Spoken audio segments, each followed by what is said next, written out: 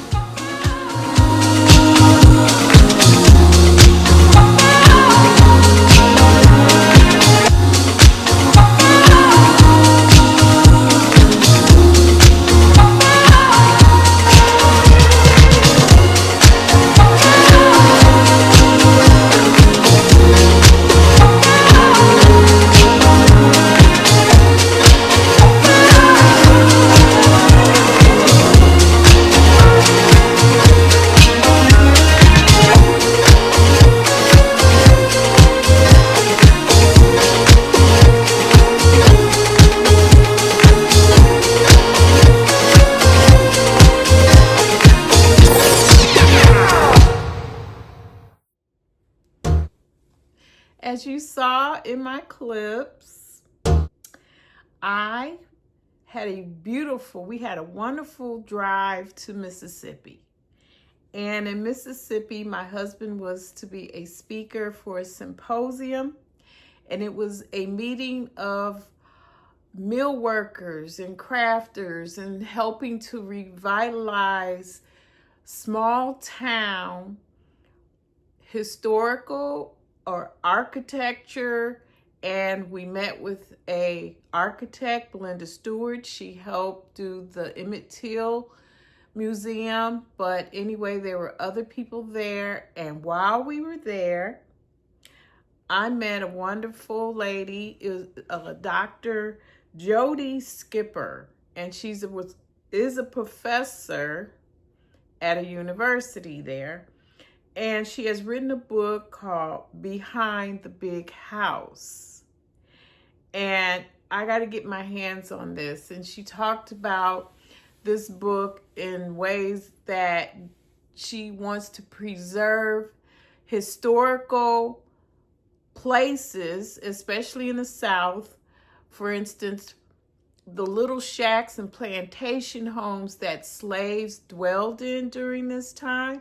She said that's a part of history.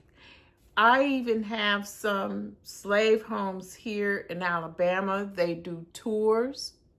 I have never been on one. I hadn't planned on going on one.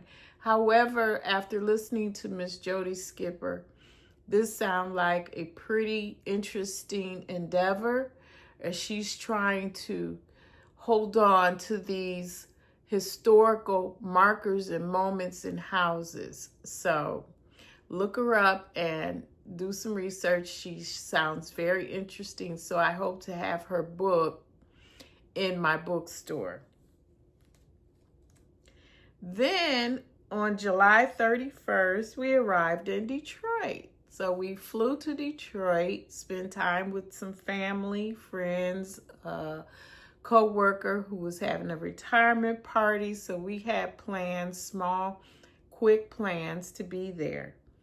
And when we arrived in Detroit, we went to go pick our granddaughter up who was working a summer job with Wayne State University. And we said, you want to ride with us? And we took a trip to my favorite bookstore, John King Books. As you saw in the video, John King Books is for used and rare books. And this is the oldest, let me get it right, Michigan's largest bookstore. And I used to shop there all the time when I lived there. And I hadn't been there in some years. And so it was voted Best of Detroit by several outlets, newspapers, news. And they house 4 floors of books. My kids and my grandkids always said the place was creepy because you had to pull a string to turn the light on, a swinging halogen light down each aisle. However, it houses over 1 million books in stock. They even give you a map. Here's a map to tell you where all the books are.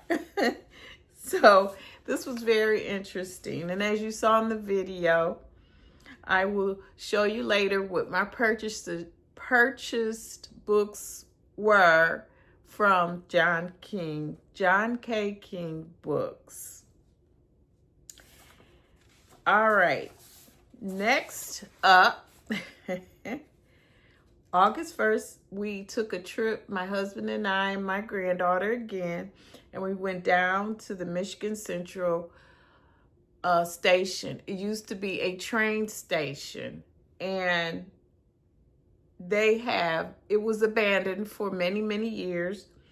And we went to the initial tour of when they were renovating it before it was completed. They allowed people to go through and look at the building in its old form. It had tags. It had where people went in there and did murals, and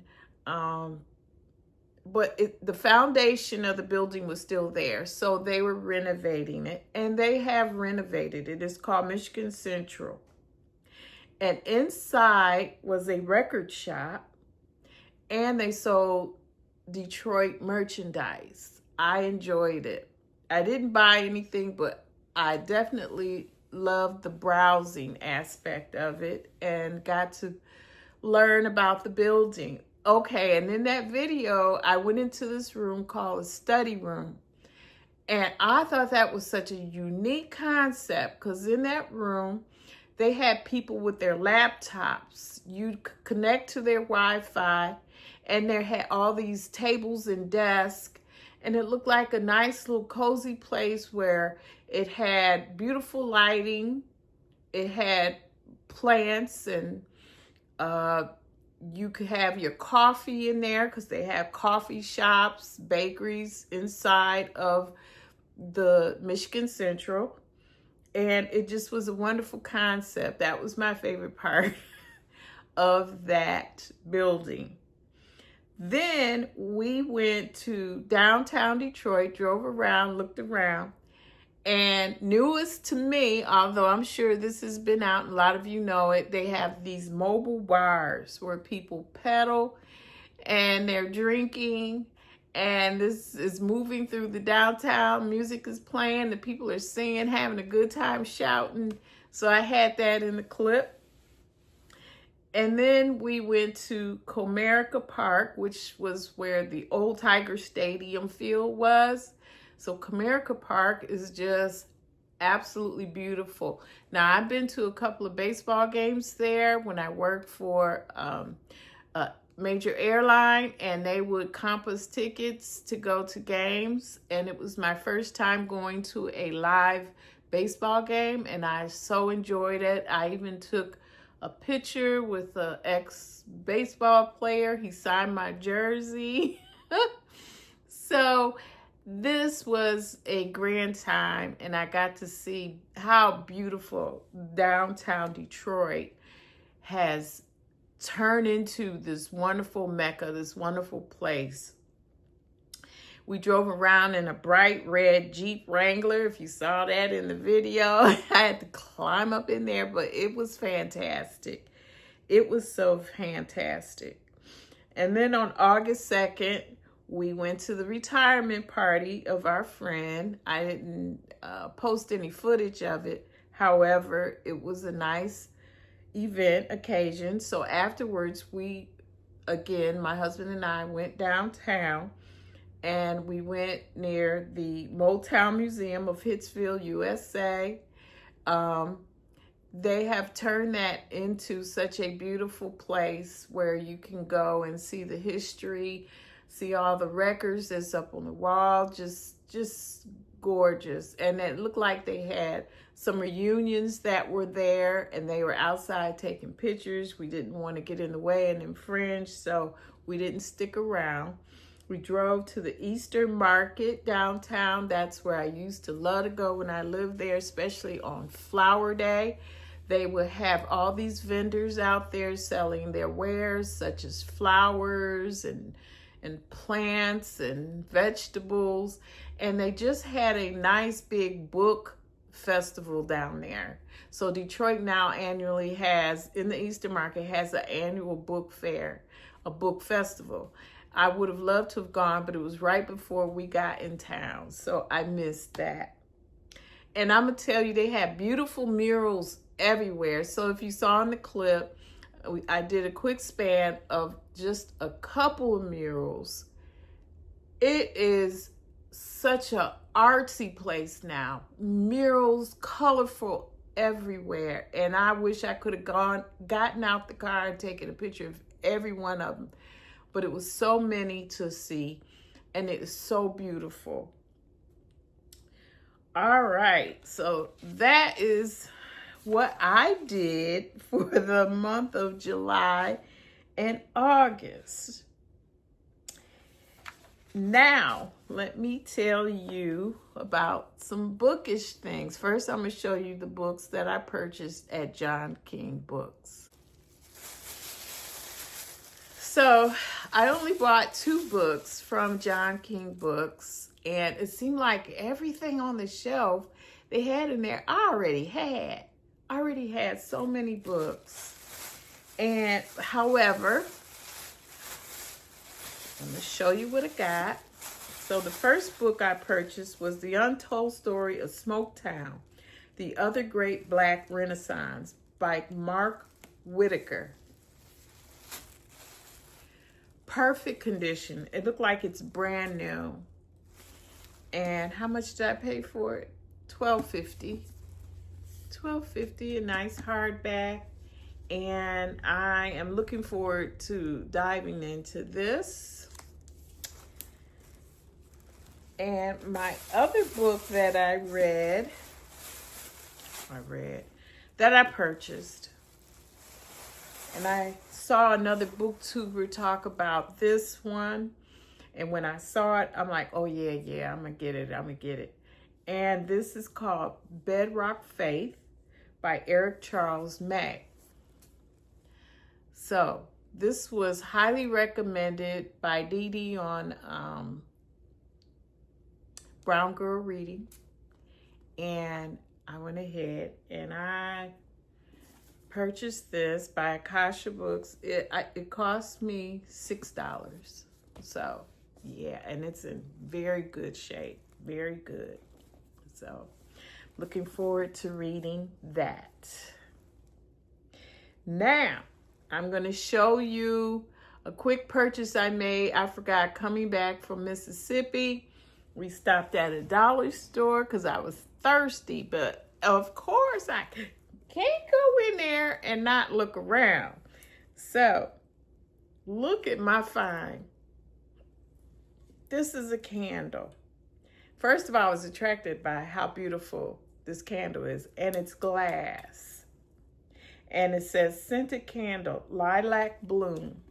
So of course I open it up to smell it, and lilac is one of my favorites. A place I used to live a long time ago in Detroit had a lilac tree right outside the window, and come spring, when it was in full bloom, I didn't need any air fresheners in my apartment. It smelled beautiful of lilac. So I got this candle.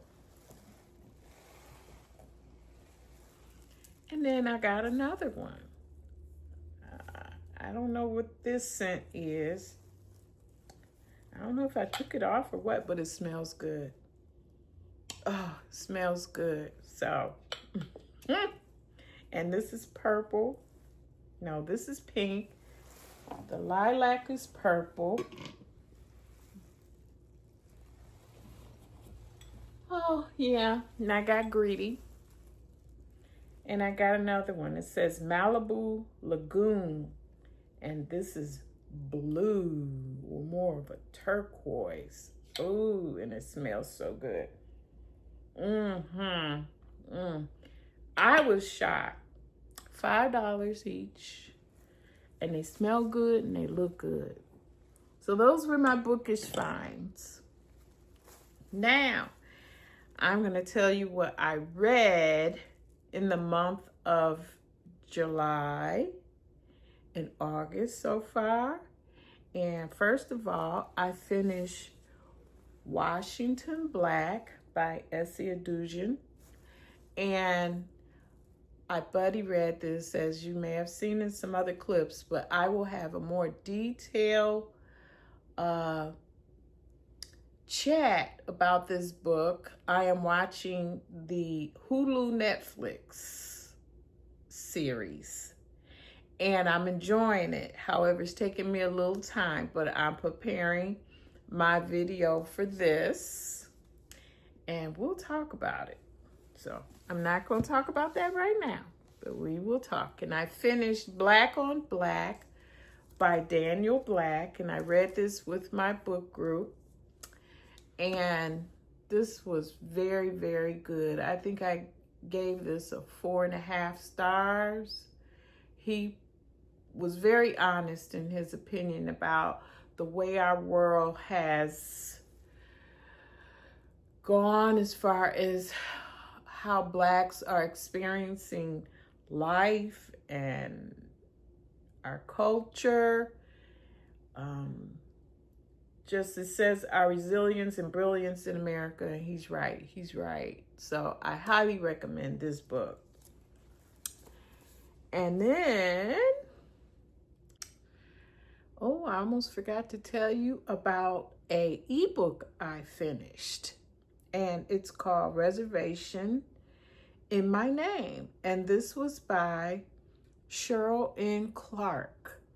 And I have been reading her books over some years now, and I think she's an independent publisher, but Reservation in My Name was very good. As I mentioned before in another video, if you watched it, it was really encompassing the culture in Guatemala. And she talked about this domineering man that had a hold on her, and um, she left him, and she ended up falling in love with Guatemala. She was living in Miami, Florida with this controlling gentleman. Now she's living in Guatemala, and she has started a hostel.